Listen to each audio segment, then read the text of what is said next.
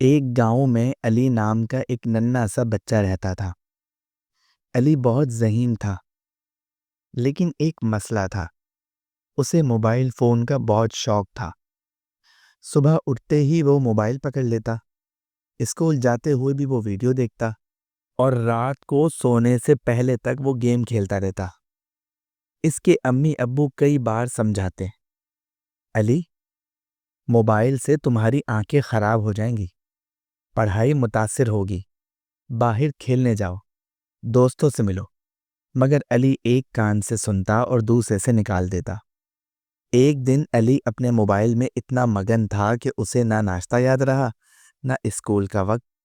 جب اسکول پہنچا تو دیر ہو چکی تھی اور اسے سزا ملی۔ اگلے دن ٹیسٹ تھا، مگر علی نے رات بھر گیم کھیلا اور فیل ہو گیا۔ دوست اس کا مذاق اڑانے لگے۔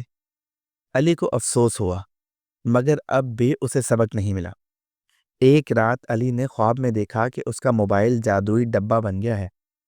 اس میں سے ایک بھوت نکلا جو ہنستے ہوئے بولا، میں وہ جادوئی موبائل ہوں جس نے تمہارا وقت چرایا، تمہیں دوستوں سے دور کیا، تمہاری پڑھائی چھین لی۔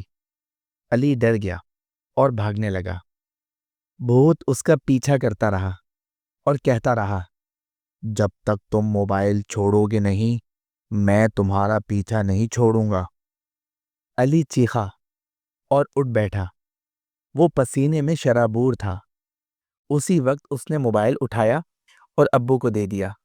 ابو، آپ ٹھیک کہتے تھے، مجھے موبائل کم استعمال کرنا چاہیے۔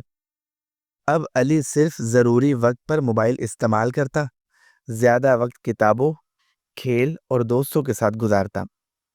اس کی پڑھائی بہتر ہو گئی، اس کی آنکھیں بھی ٹھیک رہیں اور وہ خوش رہنے لگا۔